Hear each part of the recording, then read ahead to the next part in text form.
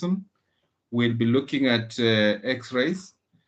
But hopefully, before we start on X-rays, just a recap to let you know that this topic is a very short one, and questions around X-rays come in paper 2. Actually, all the lessons that we've looked at so far up to this point, they are potential candidates for paper 2 questions, and therefore you are likely to get structured questions on this in section B, around 6 to 8 to 12 marks. So get to understand the concepts, and the good thing is that all these topics that we've looked at, that is the electromagnetic spectrum, the cathode rays, the X-rays, and later on, if time allows, we'll look at the photoelectric effects or photoelectric emission, and then cathode rays. All these 5 short topics have very key concepts that are interlinked, and therefore, when you understand like electromagnetic spectrum, you'll not have a problem with the X-rays. When you understand the cathode rays, you will not have a problem with photoelectric emission, and you'll not also have a problem with X-rays. And at some point, electromagnetic waves spectrum also forms some basis or background knowledge when you'll be looking at radioactivity. So all these 5 topics are strongly interlinked, and it's important that we keep our tabs together. We understand what basic concepts are being tested in any of the 5 of them. So without much ado, let me start by talking about the X-rays. If we remember in our last lesson, when we were looking at the cathode rays, we said cathode rays are produced in a cathode ray tube. It's a specialized tube that has a vacuum and a cathode, a negative terminal, that is heated to produce electrons by what we call thermionic emission. The X-rays, as part of that study, when we discussed about the cathode rays and we said they were first investigated by Sir Crookes, physicists from Britain, in around 1887, thereabout. Shortly after, in the year 1895, another German physicist, Wilhelm Röntgen, accidentally, when he was working with the cathode ray tube that had been discovered by Sir Crookes, he accidentally discovered the X-rays. And he didn't know what they were then, hence the name X, meaning unknown rays. But ever since, they have been investigated and studied. A lot of intensive studies have been carried out on the X-rays, and hence they are now a major part of the electromagnetic spectrum. So what are X-rays in details? We simply define X-rays as electromagnetic radiation with wavelengths slightly shorter than that of the UV rays and longer than those of the gamma rays. Now, you need to note that from our electromagnetic spectrum, a wave that has a longer wavelength is said to have a shorter frequency, and a wave that has a shorter wavelength is said to have a high frequency. So when you say that the X-rays have a shorter wavelength than the UV rays, it means in terms of increasing frequency, you move from UV to X-rays, and then because they have a slightly longer wavelength than the gamma rays, it means their frequency is slightly lower than the gamma rays, and therefore they have a shorter frequency. They have a smaller frequency as compared to the gamma rays. So when you talk about X-rays, how are they produced? X-rays are produced in what we call discharge tubes. So we call the X-ray tubes. These are basically modified cathode ray tubes. And ideally, the components of an X-ray tube mainly comprises of the cathode, The cathode being, let me try to use a laser so that we can be able to highlight that. This being the cathode, you can see where my laser is hovering. Yeah. The cathode is heated thermionically. Remember, we said when a metal is heated, there are some metals that will lose electrons, and electrons emitted due to heating, we call it thermionic emission. So this cathode is heated by a small filament that when current passes through it, it produces heat to emit the electrons from the cathode. The electrons are then accelerated towards the anode, just like we said in the cathode ray tubes. In the X-ray tubes, the electrons emitted from the cathode must be accelerated towards the anode by applying a potential difference between the cathode and the anode. So the anode is highly positive, while the cathode is highly negative. So the electrons produced at this point are accelerated towards the anode, and this anode is made up of a high resistant metal like tungsten or molybdenum, which on impact, this energy possessed by the electrons is converted to X-rays, and the X-rays come out in that format. So we must note that as the X-ray come out from this point, they are electromagnetic waves. They are not particles. They are not electrons. Unlike in the cathode ray tubes, we said the cathode rays are basically a stream of electrons. In an X-ray tube, the electrons are meant to lose their energy, to convert the energy they had possessed as they were moving towards the highly positive anode. They are converted into X-rays. So basically, an X-ray tube is a modification of the cathode ray tube. Now, different tubes exist, like the first one that is on your slide there, where I'm hovering. This is an X-ray tube that contains a rotating anode. Why? These electrons have very high impact, and at some point, if they hit this anode continuously at some same spot, it might lead to chipping, or it might lead to tear and wear because of the high impact and the high heat generated. Thus, the anode might start tearing and wearing off.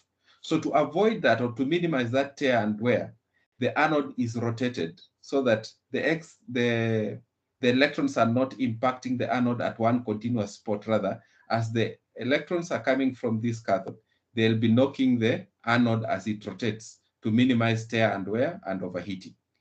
In scenarios where there is no rotating anode, we use oil to continuously cool the anode, which is the target where the electrons are hitting. So oil will be circulating in this part to take away the heat from the anode as the electrons impact on it or hit on it. The heat generated must be conducted away from the anode to prevent it from overheating. Now, a more detailed 2D diagram of the X-ray is that we have it there.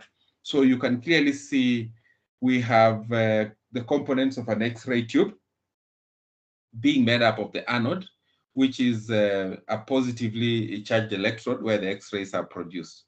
The cathode is a form of a filament which emits electrons on heating. Remember the thermionic emission we talked about in the cathode ray tubes. On the other hand, the anode is made up of solid copper or molybdenum, and it is called the target. We all know what a target is. For example, some of you who will take up sports like shooting at the range, there is always a target. Some of you maybe know how to play things like darts. There's always a target you are targeting on the dartboard. So a target in the X-ray tube is basically a point of impact where the electrons from the cathode are made to hit. And when they hit that point, the energy they possess is what is converted to X-rays. Later on, we shall be exploring the energy changes within the X-ray tube. And remember the principle of conservation of energy. No energy is lost. Instead, all the energy is simply transformed from one form to another.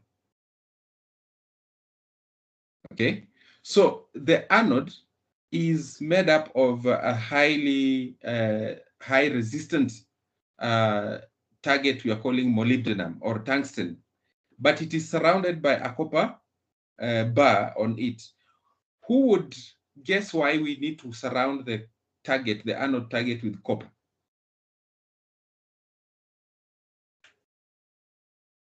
You can unmute. Why we need copper to surround the tungsten or the molybdenum?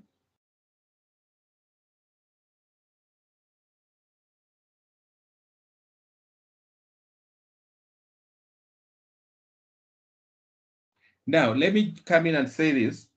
Remember, copper is a very good conductor of heat. And remember, we are saying that when the fast moving electrons are leaving the cathode to come and hit the target, that target has a potential of becoming very hot. And because we don't need the heat to accumulate at that point, the heat must be conducted away. Hence, we surround the target with copper so that copper can be conducting away the heat from the target. Now, the copper alone is not sufficient to conduct away the heat. And that's why some oil must be pumped in the anode internally so that as the copper conducts the heat away from this target, the oil cools the copper, taking away the heat from it to a cooling point and back, so that we can have longevity for this anode target. Remember, we are not saying that our target is copper. No. Our target is a high resistant or a high melting point material like tungsten or molybdenum, because there is too much heat here. If we were to use only pure copper for the anode, the copper will melt. So we have to use a high melting point material like tungsten or molybdenum so that it does not melt on impact with these fast moving electrons as they hit the target, causing a lot of heat around this area. It is the target that is just surrounded by copper and highly positive so that it can accelerate the electrons towards it. On the cathode, there is also what we are calling the focusing cap. The focusing cap in most cases is concave in nature so that it can focus as the electrons leave the target, as the electrons leave the cathode, they go concentrating at one point so that we have high intensity beam striking at the target. Remember, if the electrons are dispersing in different directions, they will not be able to give us quality X-rays, as we shall explore later on. They will not be able to give us quality X-rays. Quality X-rays are high energy X-rays that are produced when all the electrons are focused to one particular spot so that their energy is converted to X-rays.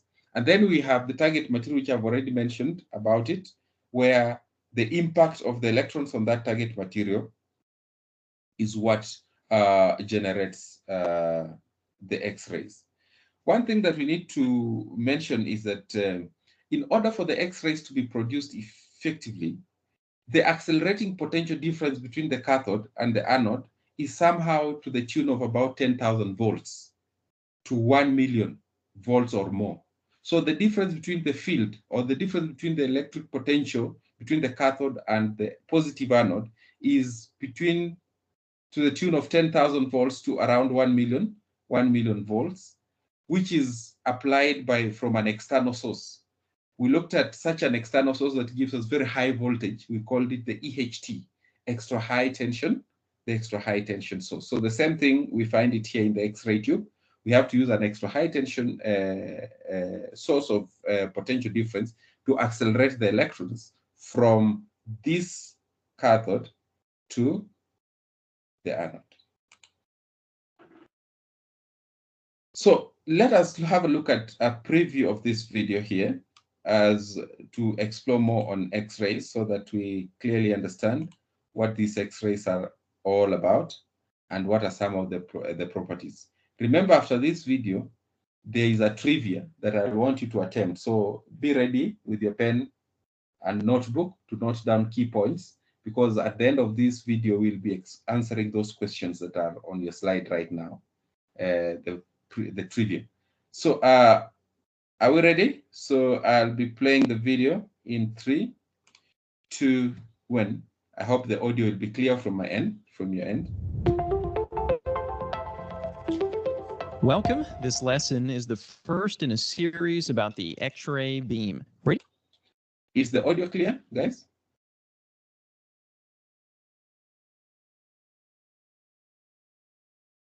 Confirm if the audio is clear.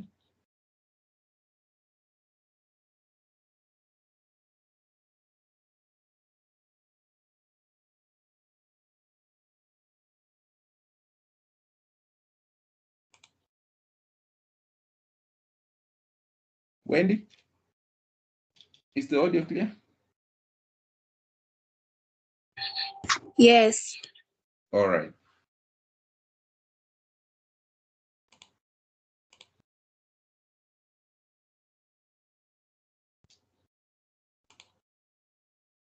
Radiographic images are created by exposing the patient to an X-ray beam. The X-ray beam is actually composed of millions of individual X-rays. So what is an X-ray? An X-ray is simply a tiny package of energy that we call a photon. That's why sometimes we refer to it as an X-ray photon. X-ray photons have a lot of energy, but they have no mass, they have no charge, and they travel at the speed of light. Their velocity never changes. X-rays are actually similar to light in some way because both visible light and X-rays are part of the electromagnetic spectrum. The electromagnetic spectrum is the entire range of photon energies, and this includes some familiar terms. Radio waves, microwaves, visible light, X-rays, and gamma rays are all part of the electromagnetic spectrum. So these terms are all referring to photons. The only difference is the energy of these photons, which is controlled by the wavelength and the frequency. Wavelength and frequency are not complicated ideas. The wavelength is simply the measurement from one peak to the next peak. When we're talking about X-ray photons, the wavelength is commonly measured in nanometers. When the peaks are closer together, the wavelength decreases and the X-ray photon has more energy. But when the wavelength decreases, something else also happens. The frequency increases. This is the number of wave cycles per second measured in hertz. In this particular wave, the frequency is about 2.5 cycles per second. Both the wavelength and the frequency affect the energy of the photon. You can think of it like this. Both of these photons are traveling at the exact same speed. And for all photons, this is the speed of light.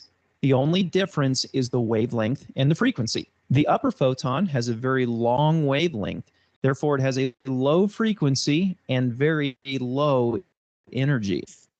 The lower photon has a very short wavelength. This results in a higher frequency and therefore high energy. So here's the general relationships that we need to understand. If the wavelength decreases, in other words, the peaks of the wave get closer together, the frequency increases, that means there's more wave cycles per second, and the energy of the photon increases. Notice how there's no change in velocity, simply changes in the wavelength and frequency, and that's what influences the energy. Of course, the opposite is also true. If we were to increase the wavelength of the photon, the peaks would be farther apart, the frequency would decrease, and therefore the energy of the X-ray photon would decrease. So here's the thing about an X-ray beam. It's not made of just one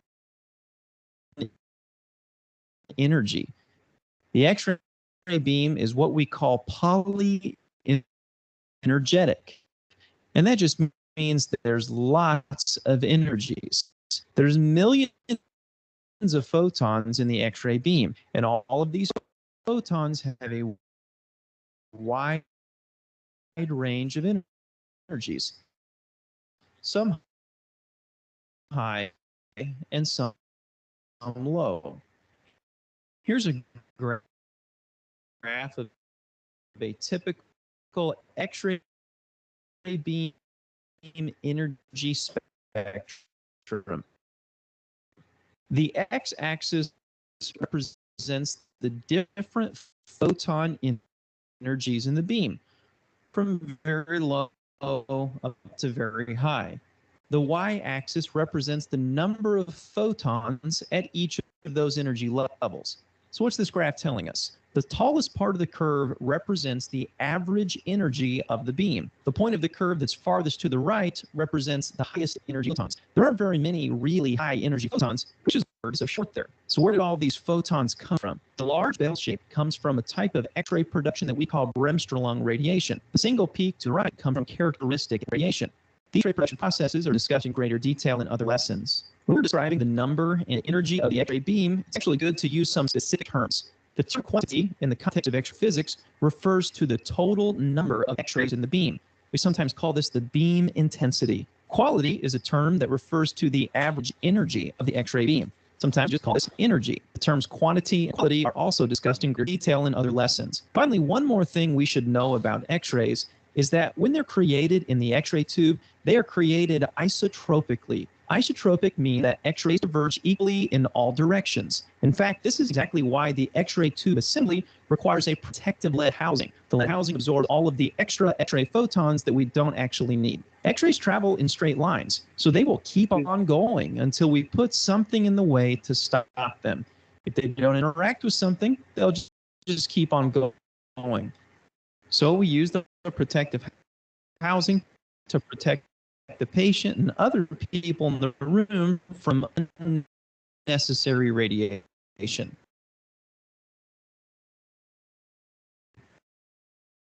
In summary, here's an X-ray beam is made of X-ray photons. We also talked about the electromagnetic spectrum, range of photon energies. The electromagnetic spectrum includes X-rays, but also lower energy photons like visible light and higher energy photons like gamma rays. Wavelength is a term that refers to the distance from one peak to the next in a photon wave. As wavelength decreases, the photon energy increases. Related to this is the frequency. Frequency, the number of wave cycles per second. As frequency increases, the photon energy increases. Another term is quantity. Remember that quantity refers to the number of X-ray photons, and a similar term is quality, except this term refers to the energy of photons. Finally, we talked about the term isotropic. Isotropic refers to a condition of diverging equally in all directions. Here's a practice problem to make sure that you understand these concepts. An X-ray photon with high energy has which of these characteristics?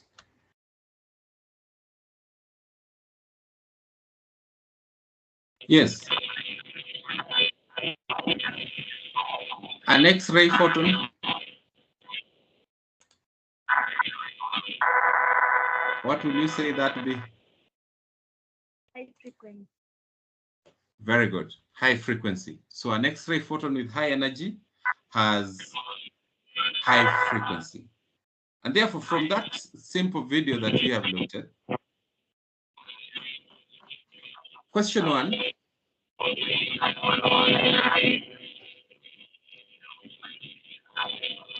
Question one, X-rays are a tiny packet of energy known as? Who wants to give that a shot?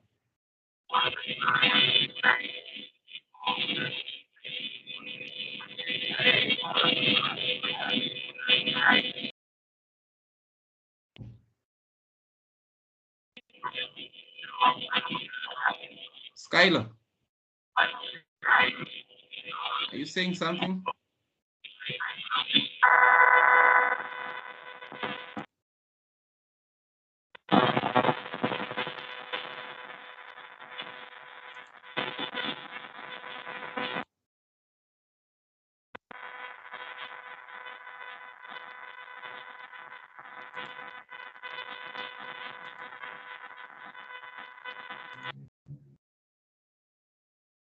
Yes.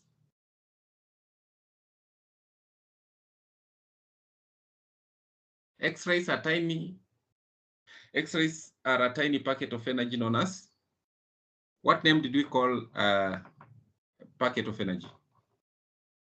Lucy? Mugore? I think photon. Very good. So we call them a photon, a packet of energy, we call it a photon. And so just like any other electromagnetic wave, which are all in form of energy, they possess a unit we call photon. X-rays have a charge since they are produced from electrons True or false? Lois Maina.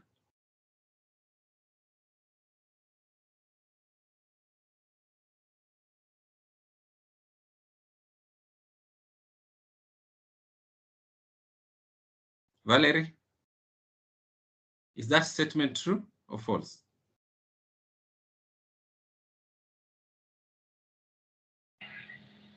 True. Read that again. It is true. Is it true? What are X-rays?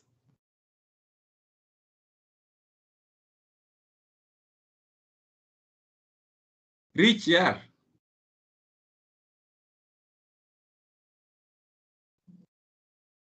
It's false Why because do you say X-rays so? have no charge. Very good. X-rays have no charge. Correct. X-rays are simply waves. They are not particles.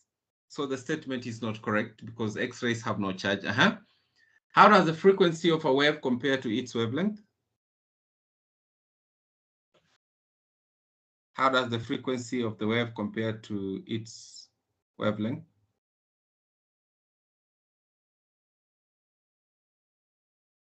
Crystal?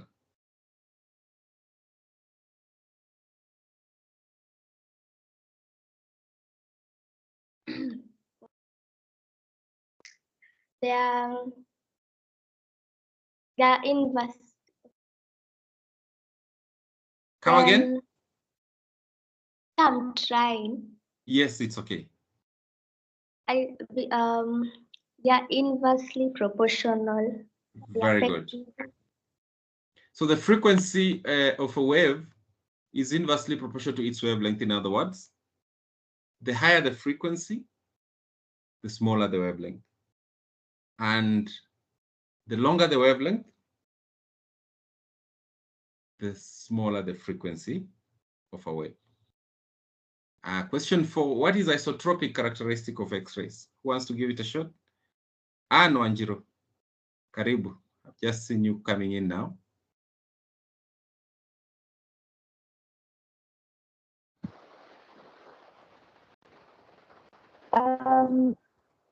They travel in straight lines. Isotropic characteristic They of travel in- X-rays. They travel in straight lines. They travel in straight line. That is point number 4-5. Oh, no, they travel in all directions. They travel in all direction, correct. So point number 4, what's the isotropic characteristic of X-rays? They travel in all directions. They are produced in the X-ray tube. And that they said that we need the X-ray tube to be shielded to prevent or to protect the other people surrounding it. We only need the X-rays to coming in from the small window that where we want them to be directed. So the X-ray tube is normally shielded to protect the other people who might be around the tube, because the X-rays produced in the tube travel in all directions.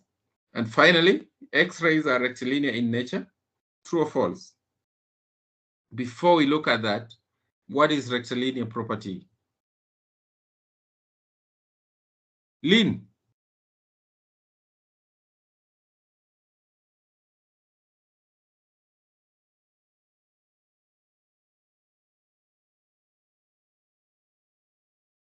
If Lynn is not in, Lois, Mina?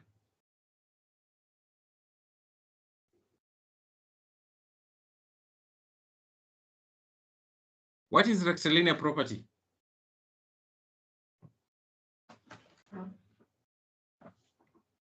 Somebody else to give it a shot? Nelima?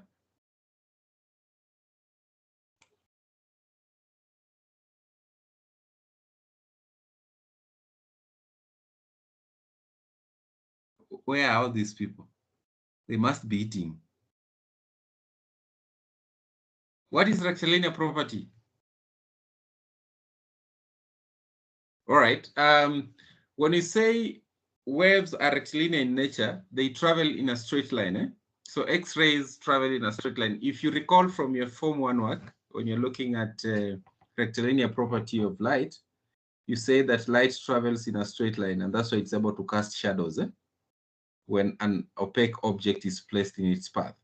So just like light, X-rays also travel in straight lines until they are blocked. They can continue going on and on and on. And therefore, when we say X-rays are rectilinear in nature, it is true. All right, guys. So that is it for the trivia from that simple video, short video that we watched.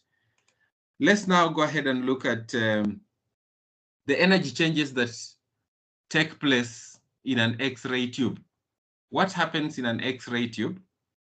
Remember, we are saying that the cathode in an X-ray tube, when it is heated, it produces electrons through what we call thermionic emission.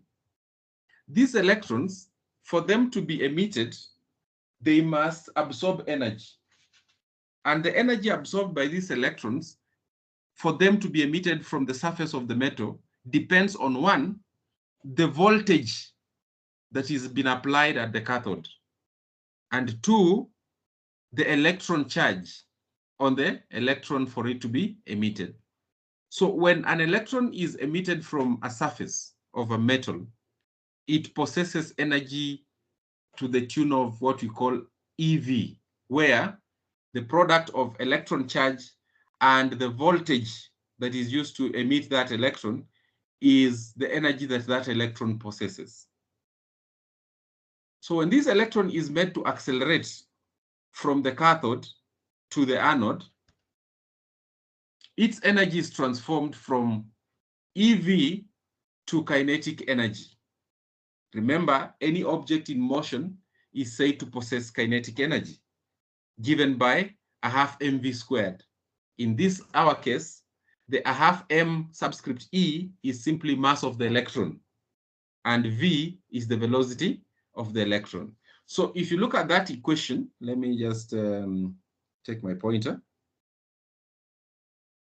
When you look at this equation, the small v, the capital V here is the voltage, while the small v here is the velocity of the electron.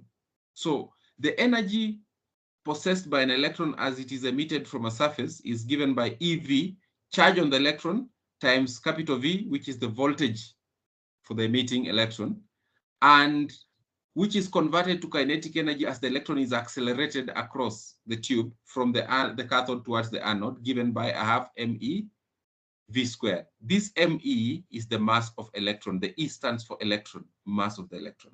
The V is the velocity of the electron. This equation is very, very key, and it obeys what we call the principle of conservation of energy.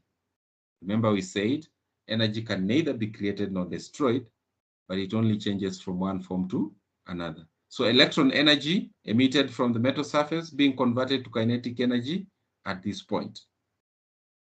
Now, when the electron is in motion, once the electron is in motion and it possesses the kinetic energy, the moment it hits the target,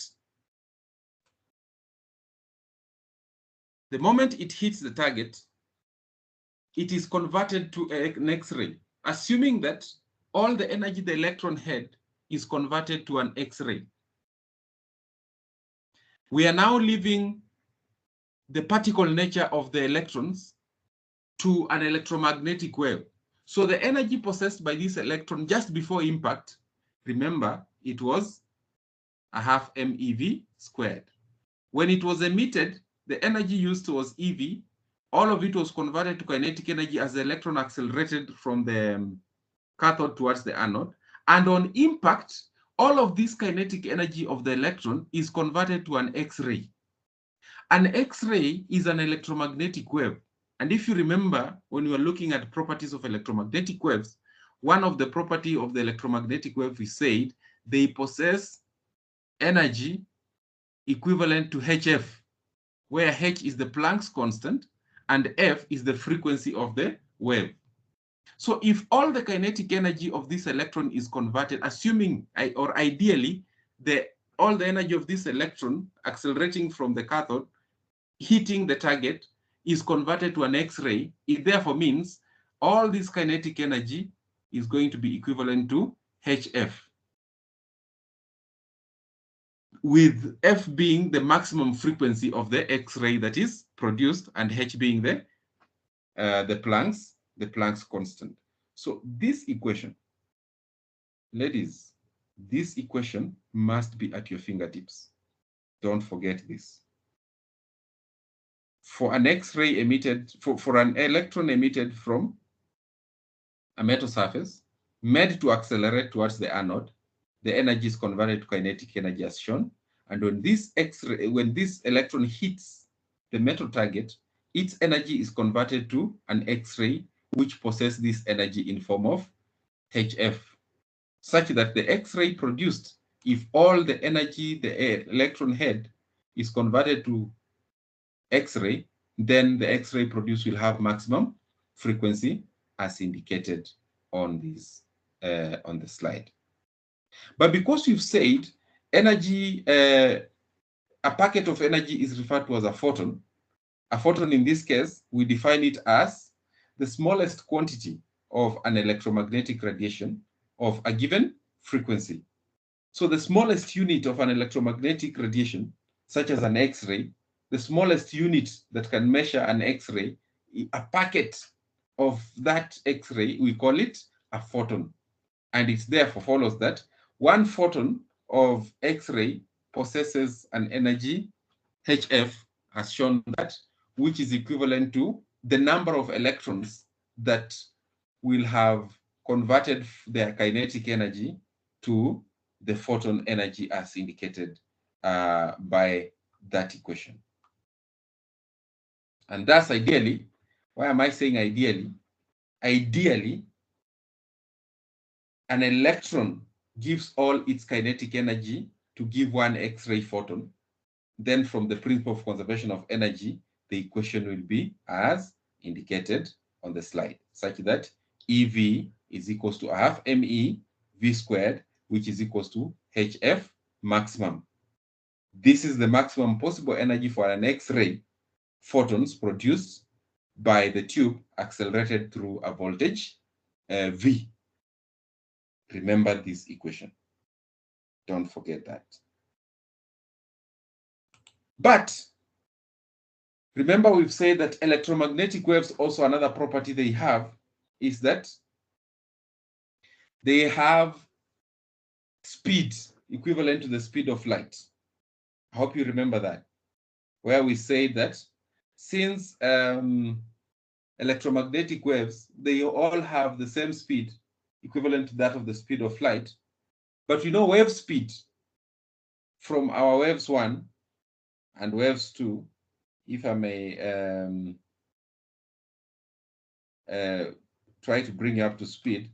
Remember when we said wave speed V is equal to wavelength times frequency.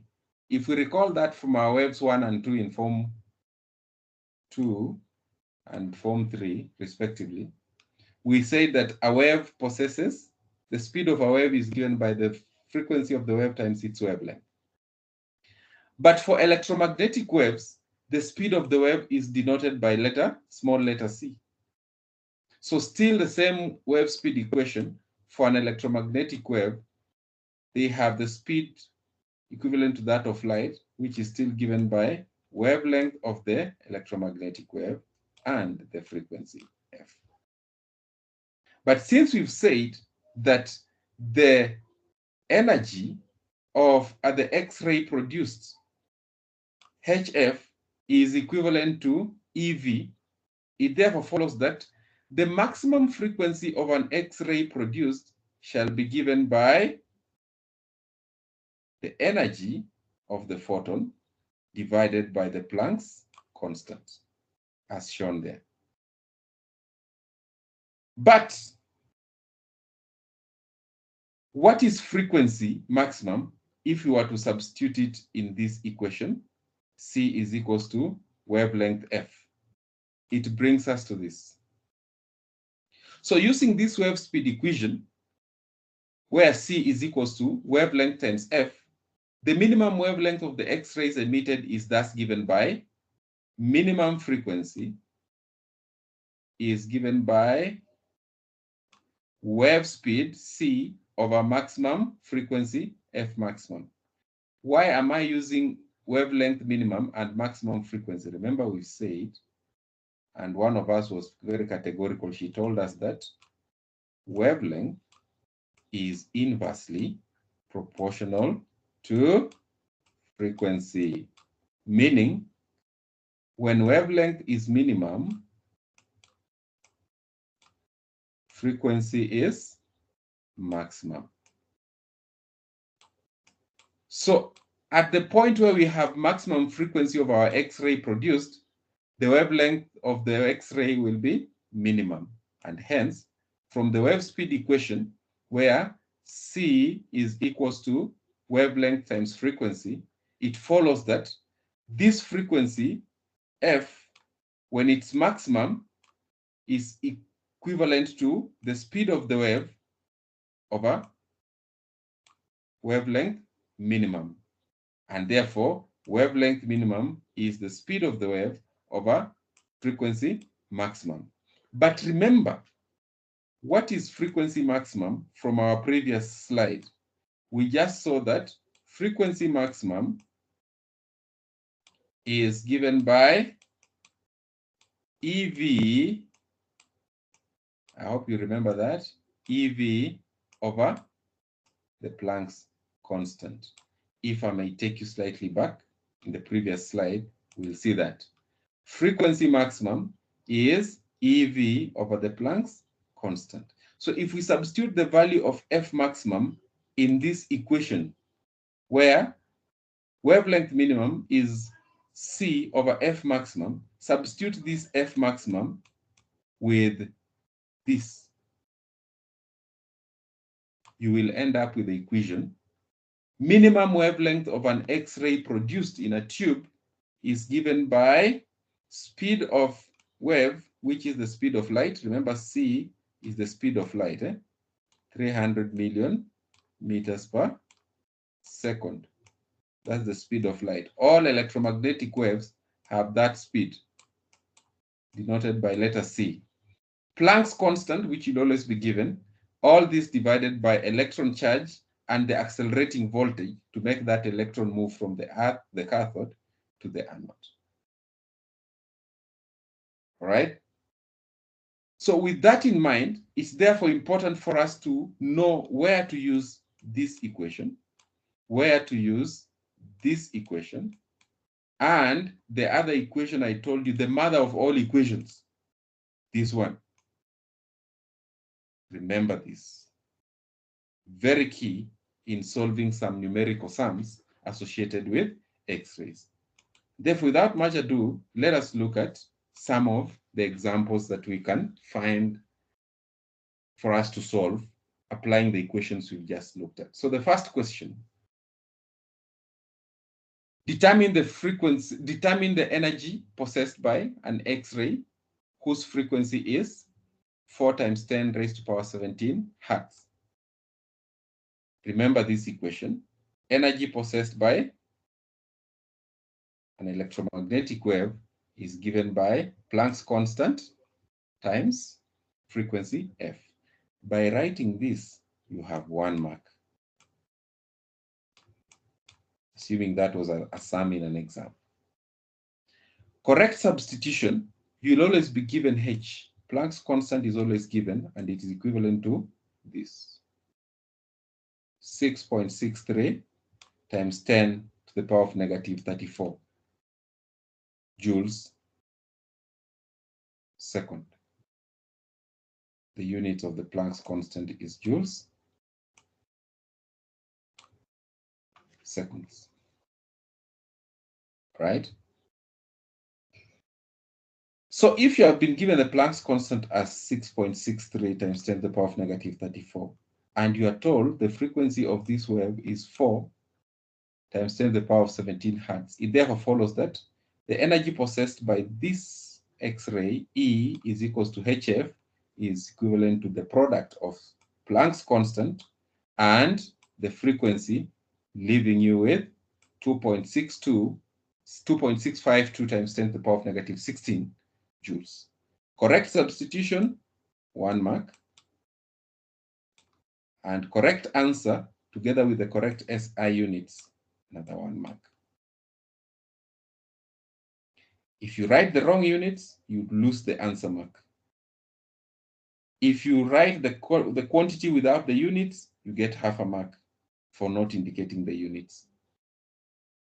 Ideally, all your answers must possess the correct SI units for you to get full mark. Example 2, I want you guys to try it out. Then we look at the solution together. So copy that. Your calculator's ready. And let's see what you guys get.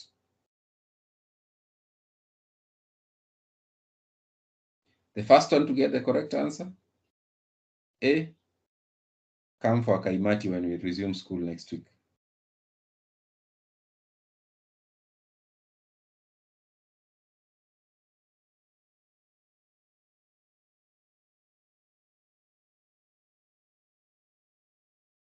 So you have about 2 minutes for both questions. So an X-ray tube operates at 6 kilovolts, and the current through its tube is 4 milliamperes.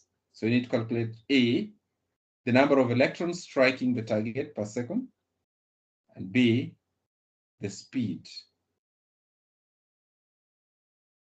of the electrons when they hit the target.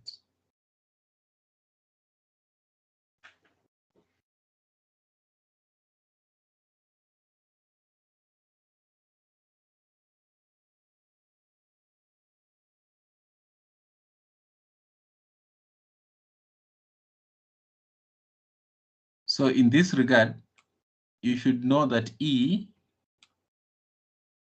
is equal to 1.6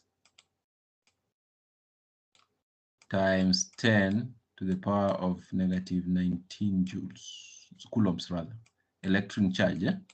Charge of one electron is given that way. 1.6 times 10 to the power of negative 19 coulombs.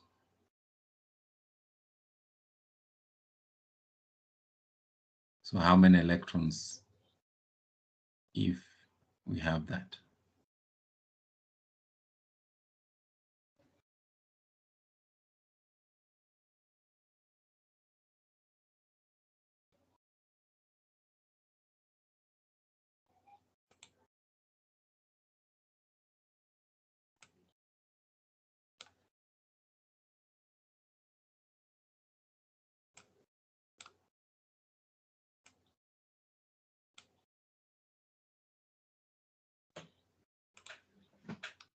Who's ready with the answer there?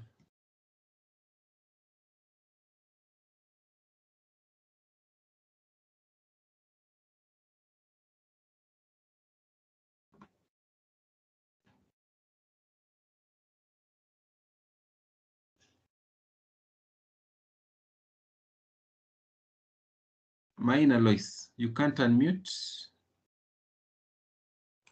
Let me.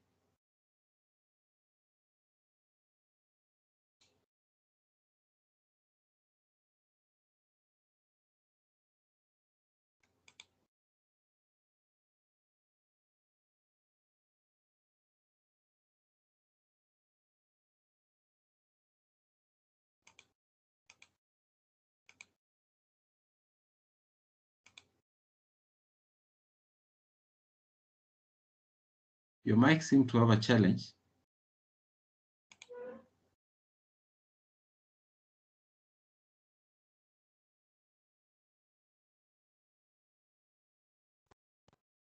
Try again, Lois, if you can unmute.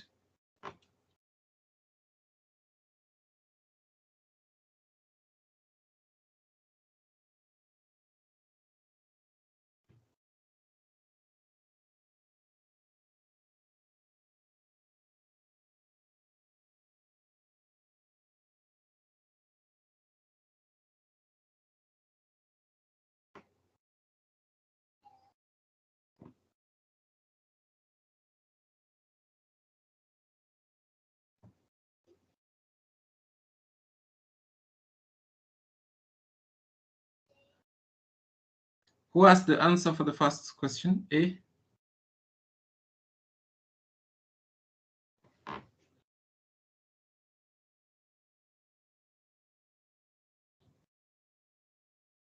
Munataka hint?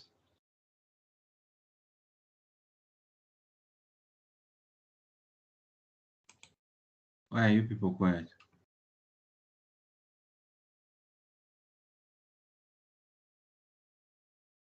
Now remember that current I is basically the number of electrons times the electron charge. Okay? So if you have a current of 4 milliamperes, that means 4 divided by 1000 amperes. A milliampere is 0.001 of an ampere. So we are saying this current I is equals to N into brackets.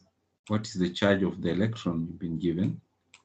1.6 times 10 to the power of 19. Okay, so what is N? So N is equal to 4 divided by 1.6 times 1000, all these times 10 to the power of negative 19.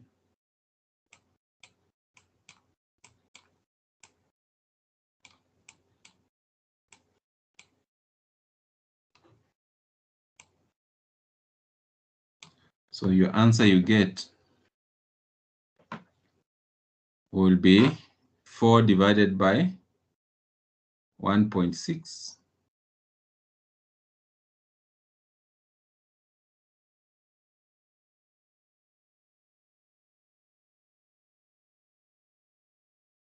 times 10 to the power of negative 16.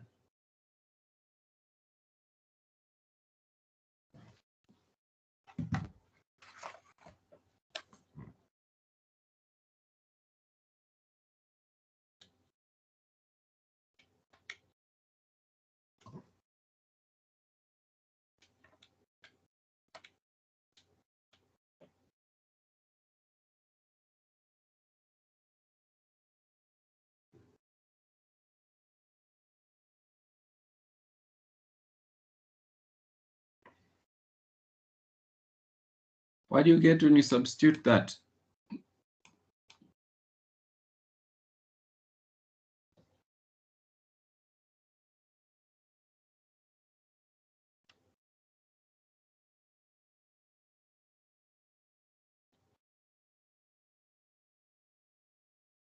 Watu wamenyamaza. Are we together, guys? Or am I alone? Yes. Yes, what answer do you get when you divide 4 Two. and... Yes, go ahead. 2.5 times 10 power 16. Very good. So the number of electrons is 2.5 times 10 to the power of 16. That is the N that they required. Eh? A more clearer working out is there.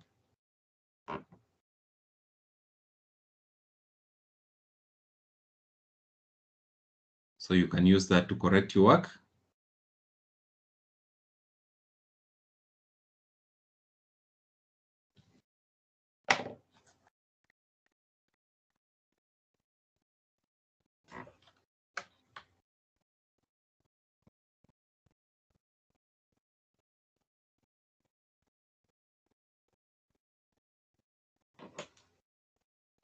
Part B.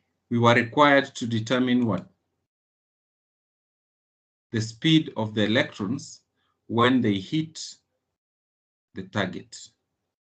The speed of the electrons when they hit the target.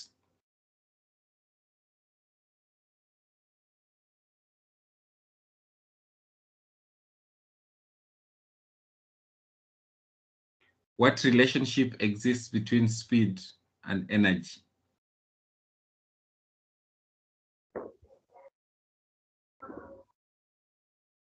Kinetic energy is equal to electrical energy.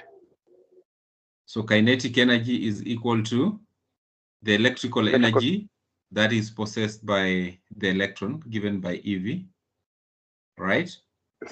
Yes. So that equation will change to that, so that EV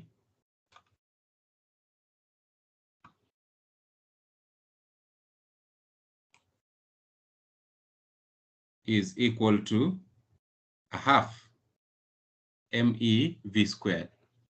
So we are being asked for us to determine this. Do we have this? This quantity we have is basically the charge on the electron, which is 1.6 times 10 to the power of negative 19 coulombs, multiplied by the accelerating voltage. Remember, we had been told that the accelerating voltage was 60, 60 kilovolts, this one. So this quantity is 1.6 times 10 to the power of negative 19 times 60,000. You must convert the 60 kilovolts into the standard units. That is 60,000 volts, which is equal to a half mass of the electron times V squared. All right. So if you cross multiply in this case, you are saying that 2 goes on this side, multiply both sides by 2 there. So you end up with this quantity, 2 EV, right? Then you divide this 2 EV quantity by mass of the electron. Mass of the electron is 9.0 times 10 to the power of negative 31 kg. These constants mutakuwa mnapewa, so you don't need to cram them. You'll always be given E is equals to 1.6 times 10 to the power of negative 19. H is 6.33 times 10 to the power of negative 34. And then ME, the mass of the electron, is 9.0 times 10 to the power of negative 31. So you'll always be given the constants. You don't need to cram that. So this product, to get V, you must get the square root on both sides because V is squared, and your answer comes to 2.13 times 10 raised to the power of 8. This is not 108. This is raised to the power of 8 meters per second, because that's what they had asked us for, to get the maximum speed just before the electron hitting the target. You get that. This gives you another 3 marks. That's why you had me tell you, take note of the equation. The mother of all the equations, EV is equals to a half MEV squared, which is equals to HF, right? So that is how we can apply the equations under X-rays to solve numerical problems. You will get so many of questions on this. Some of the questions I put for you in the assignment, have a look at them. If where you have a challenge, let me know on the wall. We'll be able to look into it. So what are properties of X-rays? We've already looked into this when we were looking at the preview of the video. And one of the properties of X-rays we looked at is, we said they have rectilinear property. They travel in a straight line. right? And by that, they can only be blocked when an obstacle is placed in their path. Second property of X-rays, they undergo reflection and diffraction. Why? They are waves in nature, and all waves have those properties: refraction, diffraction, yeah, and all that. And they are not also affected by electric field or magnetic fields. Why are they not affected by electric and magnetic fields? Mangoli, are you still here? Valerie, left.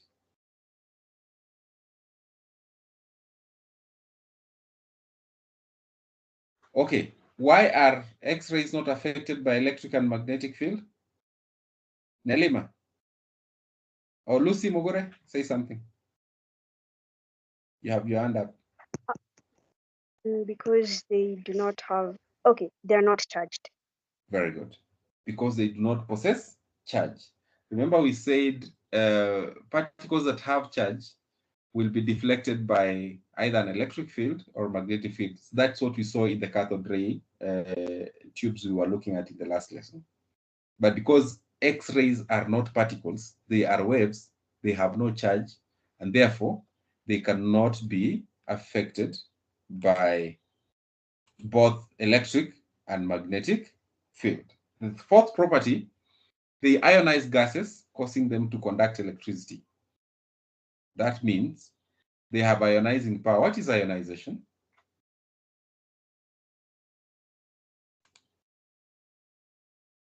Grace, what's ionization?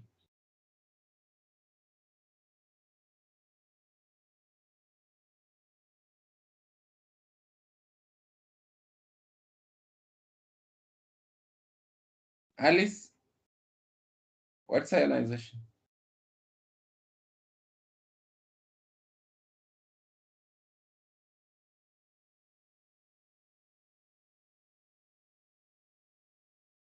Yes, speak up, Alice.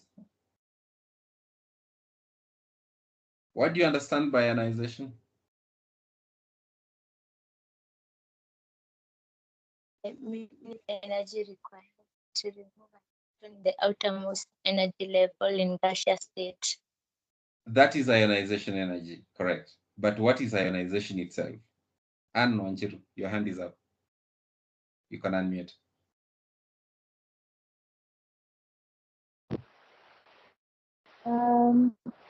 It's a trial. Yes, go ahead. The losing of electrons. Very good. Dislodging of electrons.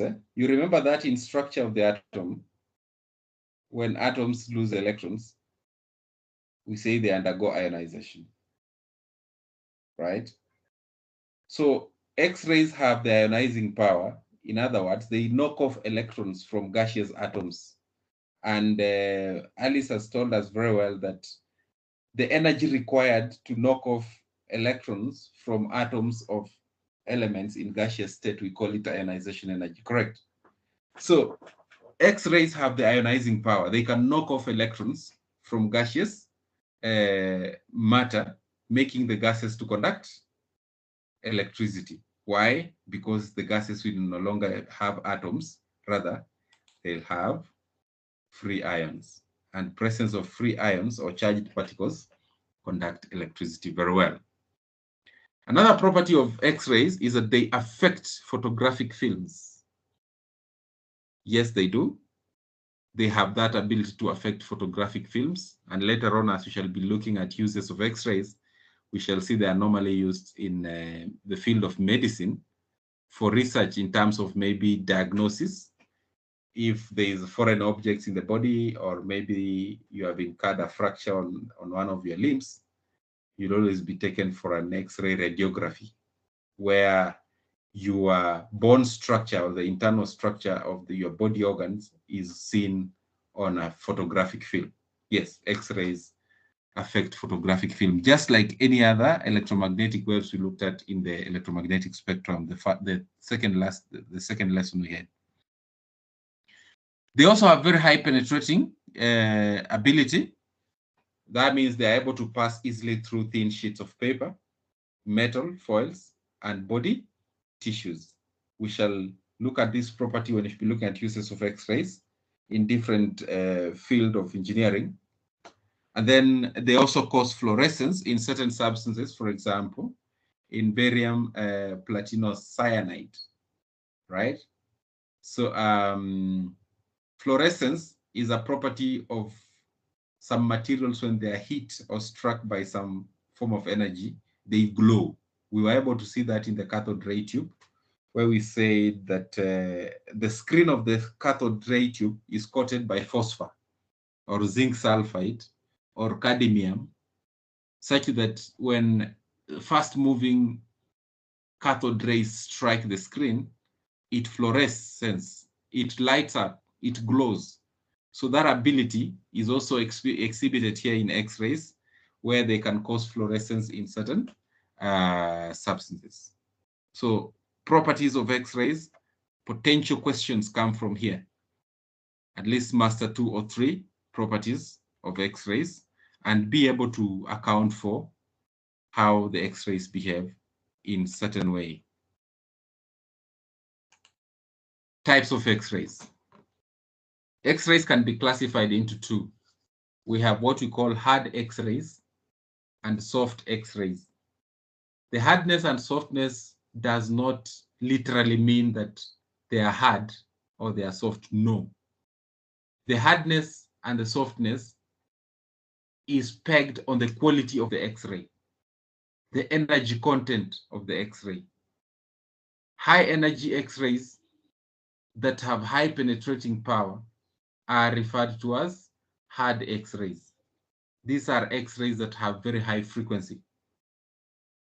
Whereas soft X-rays are X-rays that have low energy, thus they have low penetrating power. In other words, they have a longer wavelength.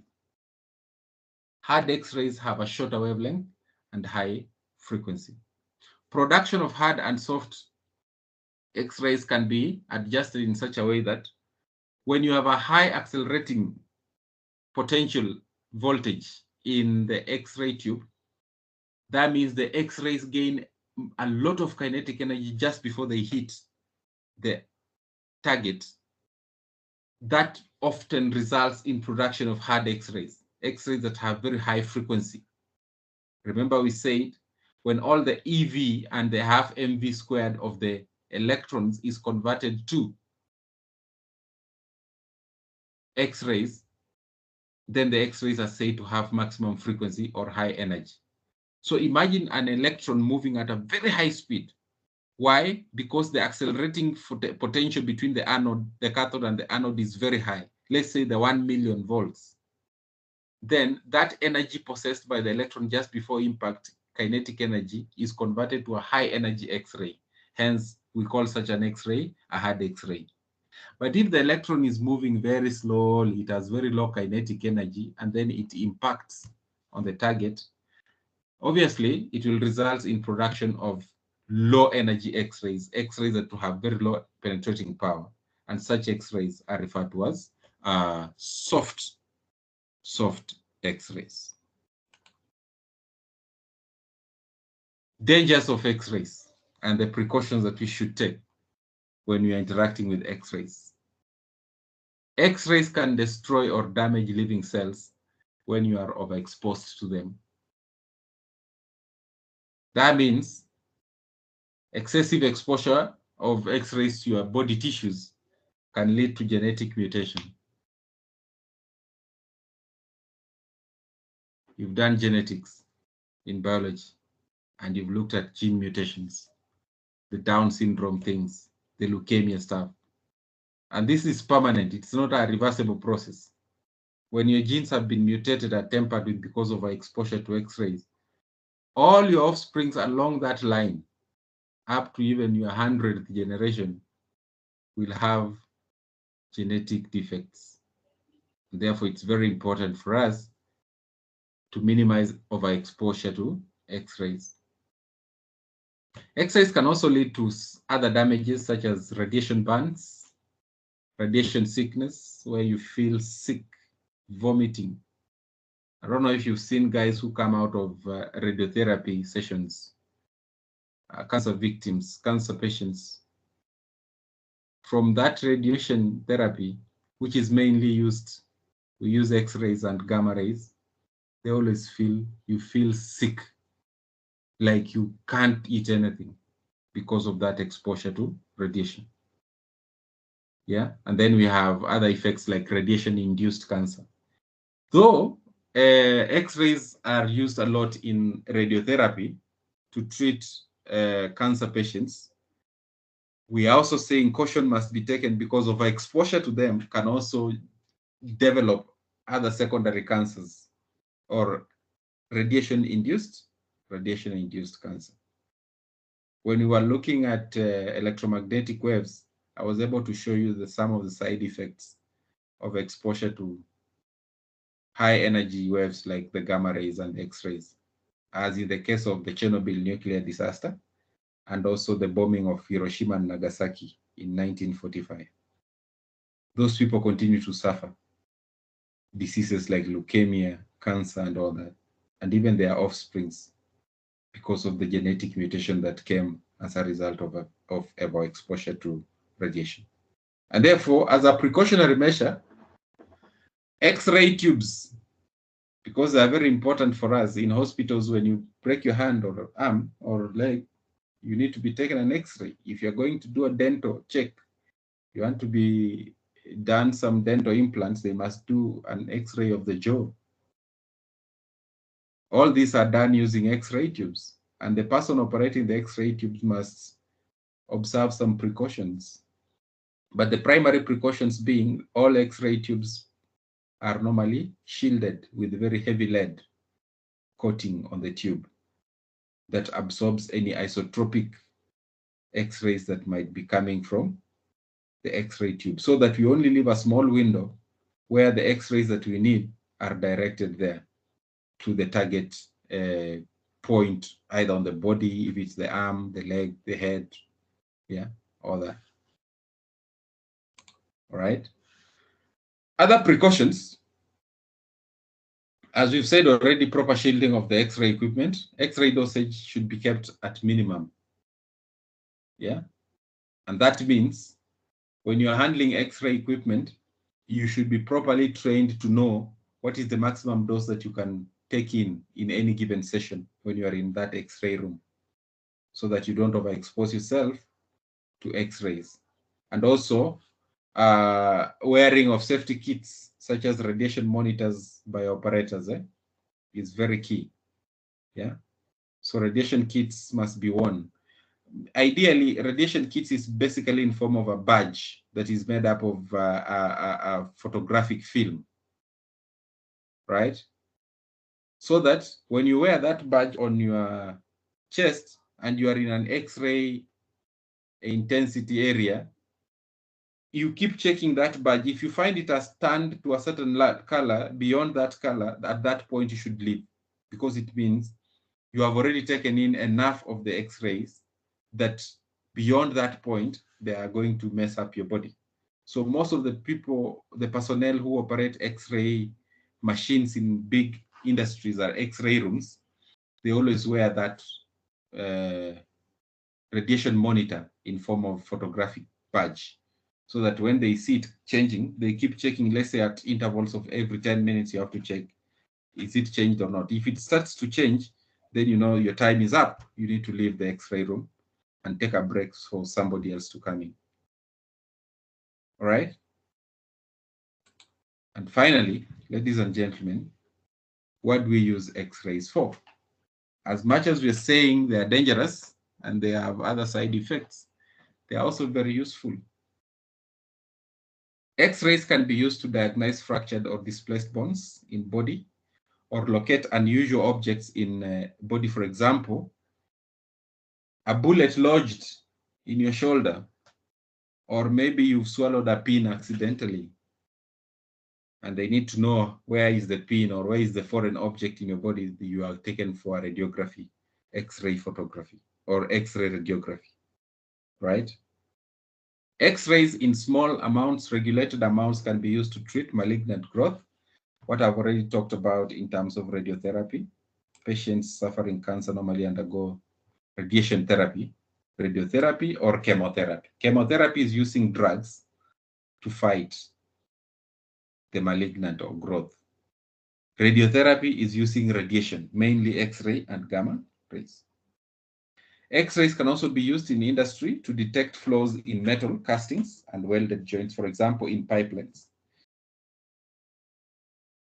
The Kenya Pipeline Agency, Kenya, what do we call it? This firm in charge of oil. Yeah, it's pumping oil from Mombasa, Kipevu, to Nakuru or to Embakasi through a pipeline. The pipeline is buried like 10 meters deep in the ground from Mombasa to Nairobi, about 500 kilometers. How do they detect if there is leakage in that pipeline and oil is leaking? They will obviously either use radiation, gamma, a radioactive element, a sample in the oil, and then a plane will be flying above the pipeline from Mombasa to Nairobi to detect if there are any leakages from the pipe. Alternatively, they will use radiography.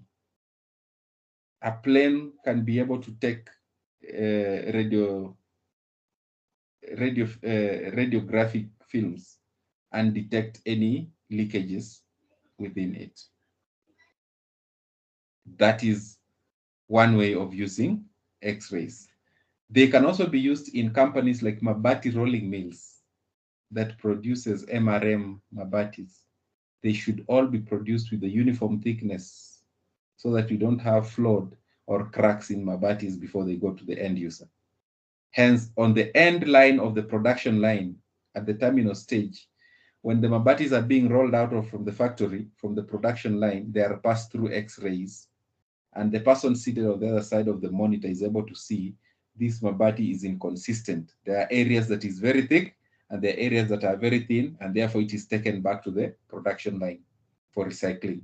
So that all Mabatis that leave that factory have uniform thickness to meet the standard quality that needs to be produced for the market. One way of using X-rays. For security checkups at airports and big shopping malls, guys have been known to traffic things at the airport, drugs and other associated contraband. So airports will strictly use X-ray machines, mild X-ray radiations. When you pass through that X-ray machines, it sees everything, including your intestines. So you cannot even swallow anything that is foreign, it will be visible. And that's how they're able to detect drug peddlers at the airports. And also in shopping malls, for some of you who come around Kiambu, you've visited maybe Carrefour at the Two Rivers Mall or these other big shopping malls. It's that small kagette that you pass in as you enter the mall. It's an X-ray machine that scans your body. They see your skeletons, the bones, the lungs, everything. So you can't even hide a gun. They'll be seeing before you get in. So for security checkup. And also X-rays have been used in crystallography to study the crystal structure and to detect fake from original works of art. Yeah, if you have the original Mona Lisa smile Da Vinci artifact somewhere, we know it's in France, but you have a replica of it here in Kenya and you claim that this is the original Mona Lisa smile art.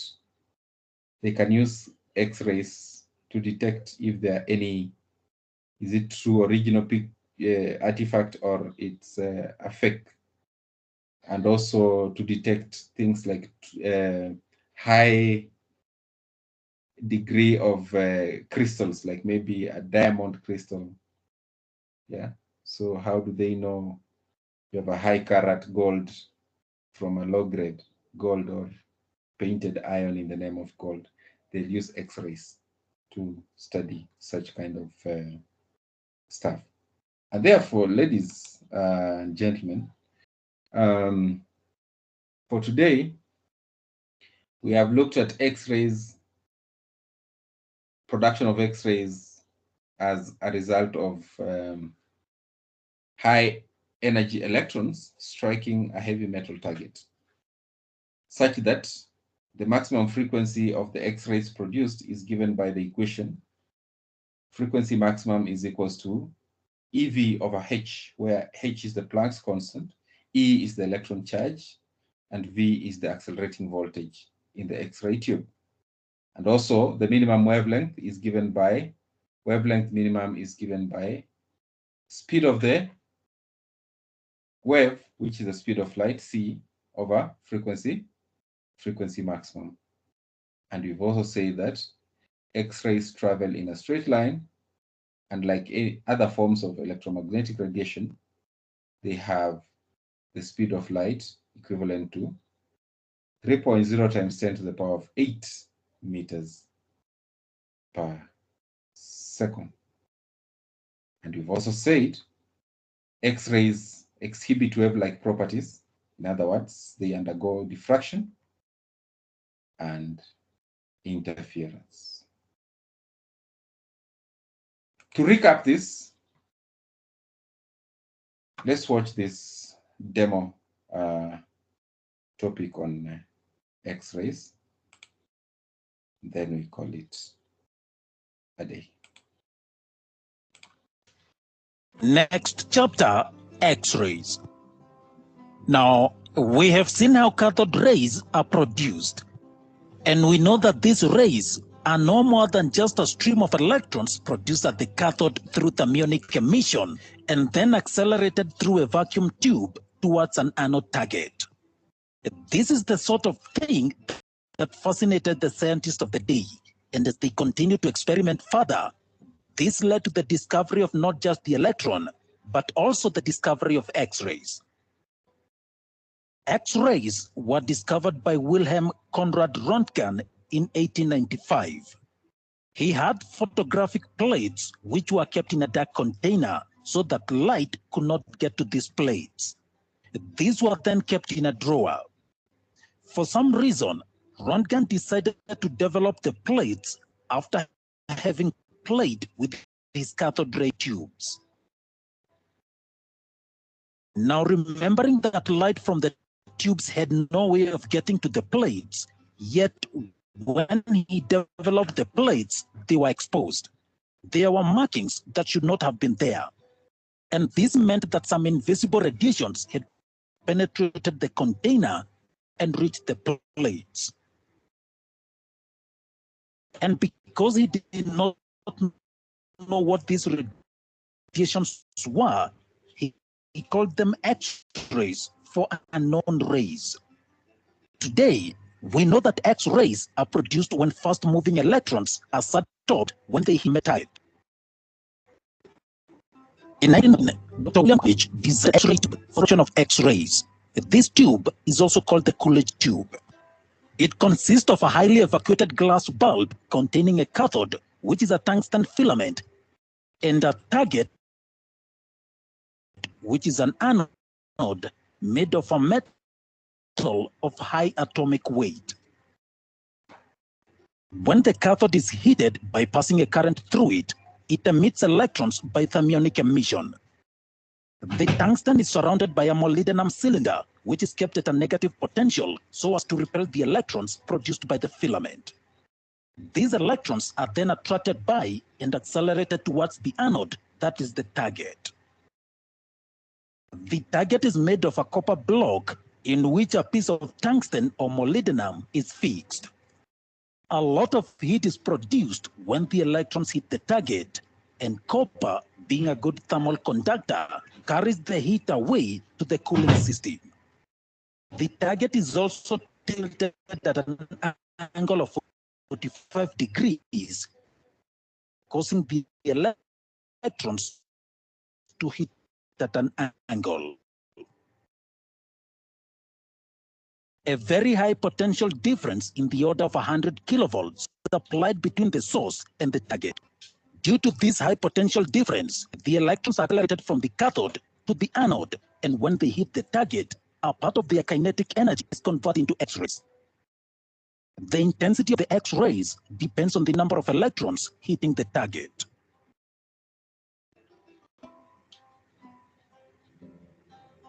Now, let's look at a simplified model of the X-ray tube. We have the evacuated glass tube. In the one end, we have the thermionic cathode made of a tungsten filament. The anode is located at the other end. From a high voltage source, the positive terminal is connected to the anode and the negative terminal to the cathode. The cathode is heated by an electric current, causing thermionic emission of electrons from the tungsten surface. When the high voltage is switched on, the electrons are accelerated towards the anode target.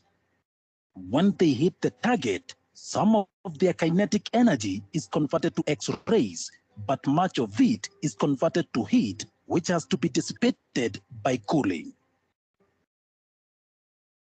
Because the target is inclined at an angle of 45 degrees, the emission of X-rays is more to the right, but a small portion radiates in other directions. A protective housing shields the X-rays from going in unwanted directions. Desired X-rays can only reach the outside through a small transparent window.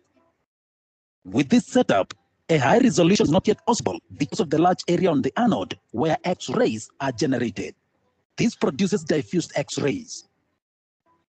To solve the problem, an electromagnetic lens is used to focus the electron beam at a small spot on the anode surface.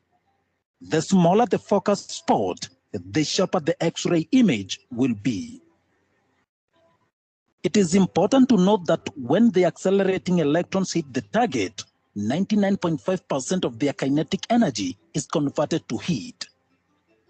And that means only 0.5% is converted to X-rays. Heat dissipation is the greatest challenge in the design of an X-ray tube.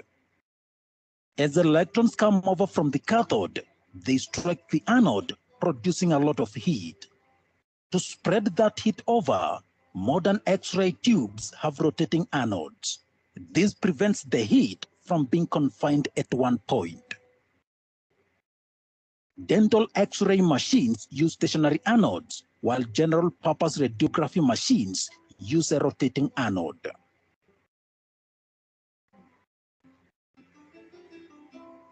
Next, properties of X-rays. X-rays are electromagnetic radiations of shorter wavelength than visible light. This means they can be polarized and diffracted because they are waves in nature. They travel in straight lines at the speed of light, that is 3.0 times 10 to the power 8 meters per second. So they cannot be deflected by electric magnetic fields. They penetrate with the least penetration occurring in high-density materials like lead.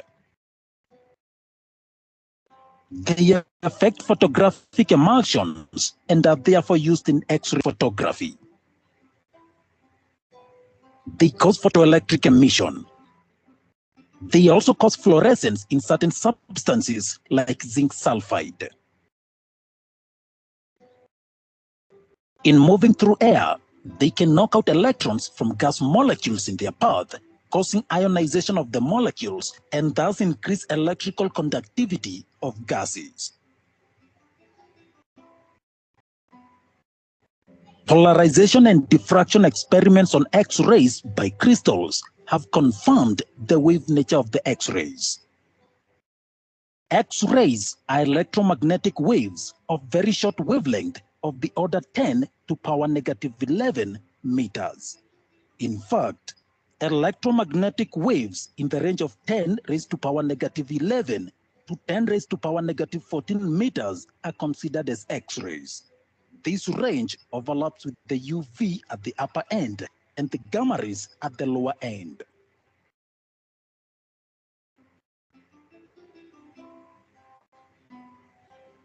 Next, let's talk about the energy of X-rays. Now, the energy of any electromagnetic wave is controlled by the wavelength and the frequency. We know the wavelength is the distance between two peaks or troughs. When the peaks are closer together, the wavelength decreases. When the wavelength decreases, the frequency increases, which is the number of wave cycles per second measured in hertz. In this case, the frequency is about 2.5 cycles per second. Both the wavelength and frequency affect the energy of a wave. For example, both of these photons are traveling at the same speed, which is the speed of light. The only difference is the wavelength and the frequency. The upper one has a long wavelength, and therefore it has a low frequency and a very low energy. The lower one has a very short wavelength, resulting in a higher frequency and therefore higher energy. Remember that when an electron is suddenly stopped at the target, much of its kinetic energy is converted to heat, and a very small amount is converted to X-rays. For a given accelerating potential difference, the X-rays produced have varying wavelengths. The shortest wavelength, lambda minimum, corresponds to a collision in which all the kinetic energy of the electron is assumed to have been converted to X-rays. The kinetic energy of the bombarding electron is equal to EV, where E is the electron charge and V the accelerating potential difference.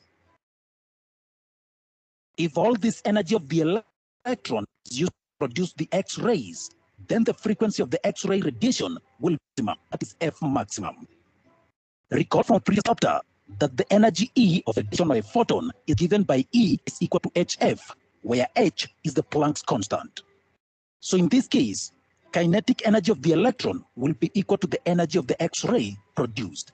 That is, kinetic energy is equal to E, meaning that EV is equal to HF maximum. And that is because when lambda is minimum, frequency is maximum. We call that equation 1.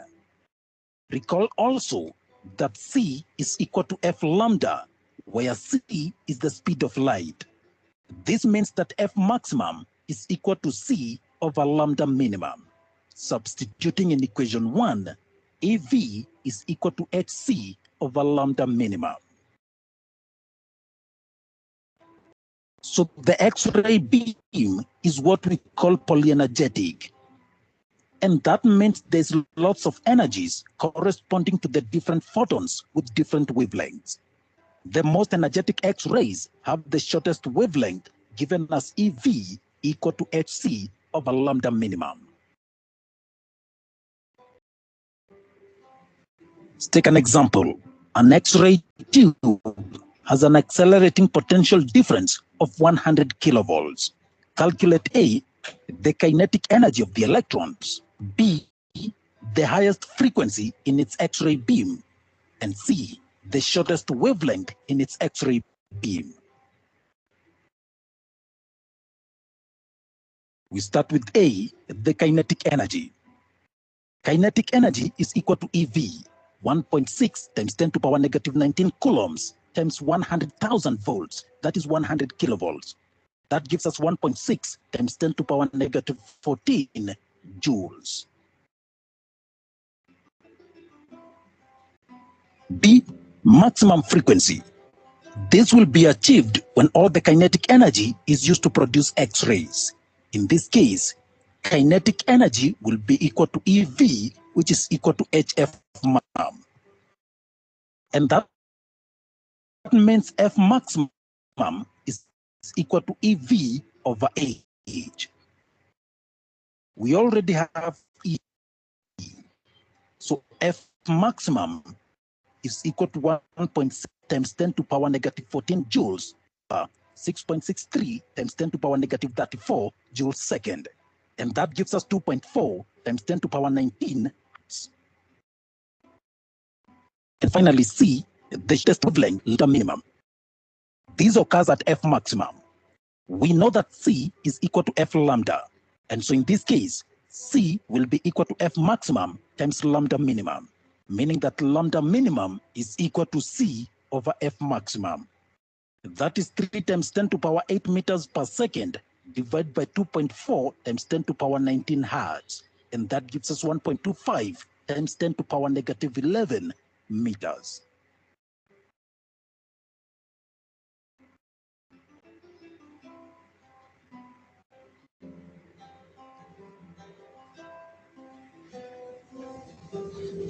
Next, we talk about hard and soft X-rays. Now, there are two types of X-rays, namely hard and soft. Hard X-rays are produced by fast-moving electrons as a result of high accelerating potential difference. They have very short wavelength and thus high penetration power. They can penetrate flesh but are absorbed by bones. Soft X-rays are produced by electrons moving at relatively lower velocities than those that produce hard X-rays. They have less energy, longer wavelength, and hence less penetration power compared to hard X-rays. They are used to show malignant growth in tissues since they only penetrate soft flesh but are absorbed by such growths.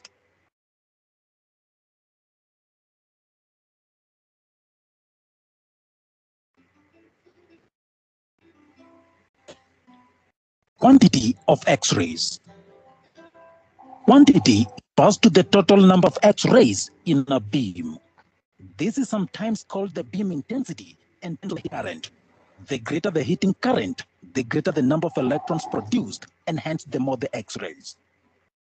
Quality refers to the average energy of the X-rays. Sometimes we call it the strength of the X-rays and depends on the speed of the electrons. This in turn depends on the accelerating potential difference between the cathode and the anode.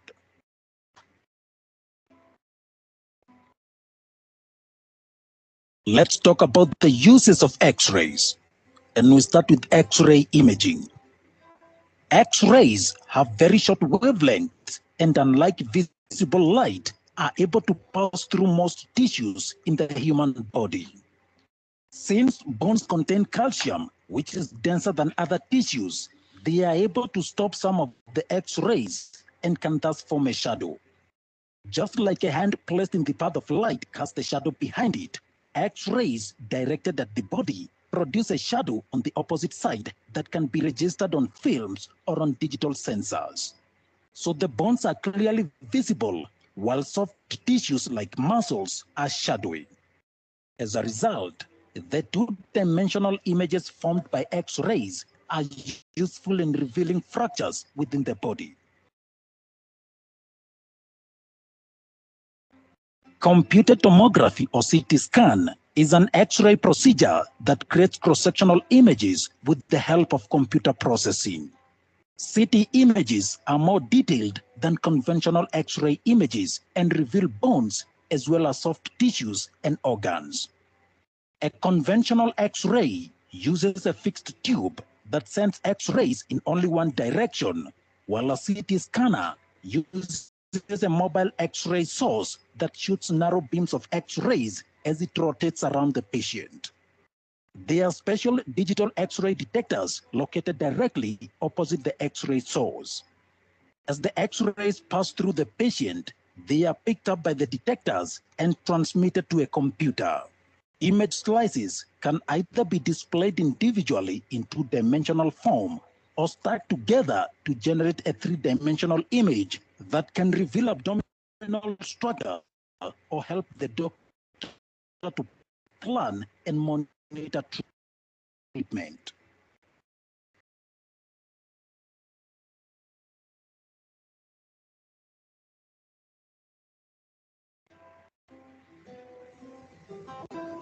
X-rays are also used to detect flaws in metal castings and welding.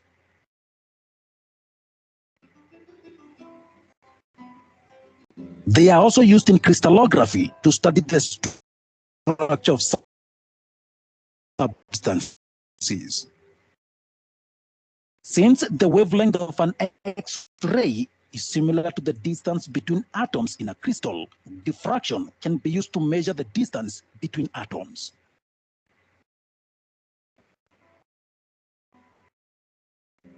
X-rays are used to inspect luggage for any weapon or unwanted items hidden in them. The X-ray image of the suitcase looks like this. Various objects can be identified: an alarm clock, eyeglasses, a hair dryer, a hanger, shoes, and other items. Here, the object images are displayed in colors according to their specific material. This is made possible by distinguishing between high energy and low energy radiation.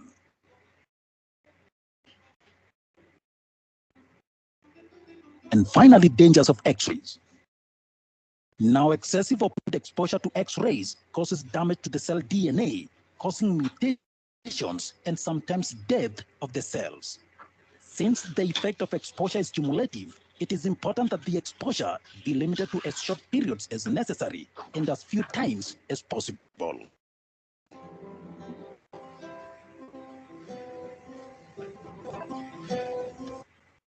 Okay, guys, so that was a sum up for all that we've done today, at least to give you a vivid picture of what X-rays are all about, the applications, uses, and the dangers. And that brings us to the end of today's class, and obviously the end of X-rays. Questions around X-rays are very, very key. So I'd wish you to take some time to look into the questions. So unless there's any question up to that point, you can unmute and ask your question.